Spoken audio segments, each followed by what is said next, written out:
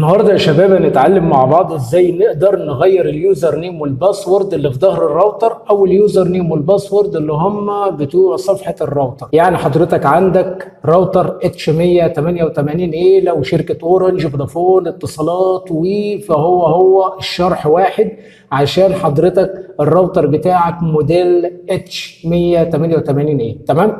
طيب حضرتك دلوقتي بقى هنتعلم مع بعض زي ما قلنا كده نغير اليوزر نيم والباسورد بتاع صفحة الراوتر، تمام، اللي هم في ظهر الراوتر عندك، عشان مثلا حابب تكتبهم اسم مثلا بسيط بحيث ان يكون سهل الدخول عندك وتكون انت حافظه. يعني ممكن تسمي مثلا اليوزر نيم بدل فودافون، مثلا انا هتكلم النهارده عن الراوتر فودافون، فانا اليوزر نيم بتاعي بيكون فودافون. انا مثلا ممكن اخلي اليوزر نيم بتاعي احمد مثلا كله حروف سمول يبقى اسم انا عارفه. ممكن اخلي الباسورد بتاعي برضو بدل ما يكون حروف كبيره وحروف صغيره وكتيره قوي، ممكن اخلي حرفين كبار على حرفين صغيرين على رقمين على مثلا رقم تاني حرف تاني وهكذا. يعني المهم عشان ما اطولش عليكم، اول حاجه سواء من على جهاز الكمبيوتر او الموبايل فهو الشرح هيكون واحد.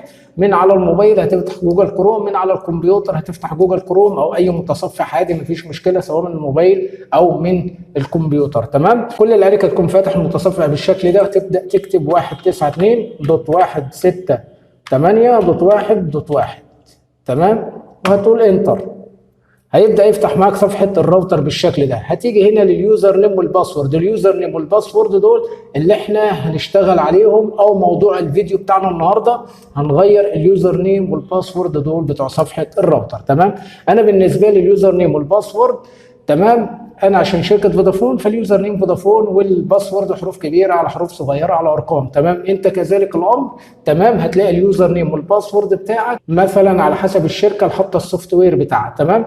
انا بالنسبه لي اليوزر نيم والباسورد دول هتلاقيهم في ظهر الراوتر. يمسك الراوتر عندك كده وقلبه في الظهر هتلاقي حاجه اسمها يوزر نيم وباسورد، هنكتبهم ونرجع لكم تاني. ورجعنا لكم يا شباب بعد ما كتبنا اليوزر نيم والباسورد اللي في ظهر الراوتر هنقول لوج ان. تمام؟ هنعمل اسكيب او نكنسل او تخطي مفيش اي مشكله. تمام؟ طيب احنا كده صفحه الراوتر فتحت قدامنا. تمام؟ كل اللي علينا هنختار حاجه اسمها مانجمنت. تمام؟ هنضغط عليه بالشكل ده كده.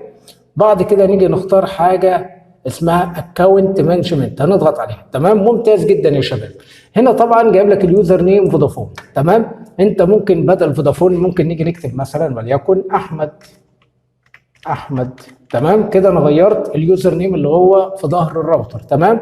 طيب بعد كده هنيجي هنا بيقول لك اولد باسورد. يعني ايه اولد باسورد؟ يعني اكتب الباسورد اللي في ظهر الراوتر والباسورد القديم، سواء اللي انت في ظهر الراوتر او لو انت غيرت الباسورد قبل كده والباسورد اللي انت بتدخل بيه مش اللي في ظهر الراوتر انت مغيره، تبدا تكتب الباسورد القديم هنا اللي انت غيرته قبل كده.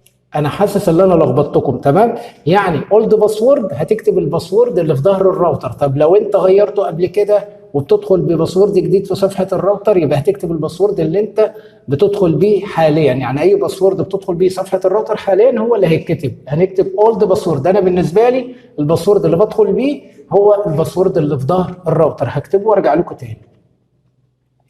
بعد ما كتبت اولد باسورد الباسورد القديم اللي في ظهر الراوتر بتاعي حاليا، او الباسورد لو انت زي ما قلت كده غيرته قبل كده تبدا تكتبه عادي. اللي انت غيرته وبتدخل بيه صفحه الراوتر حاليا تقدر تكتبه هنا عادي. تمام؟ هنا بقول لك بقى نيو باسورد.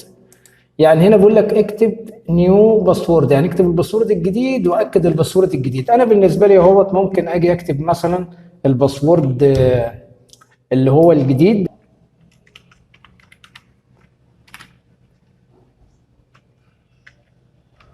تمام؟ بعد كده هبدا اعمل اعاده الباسورد.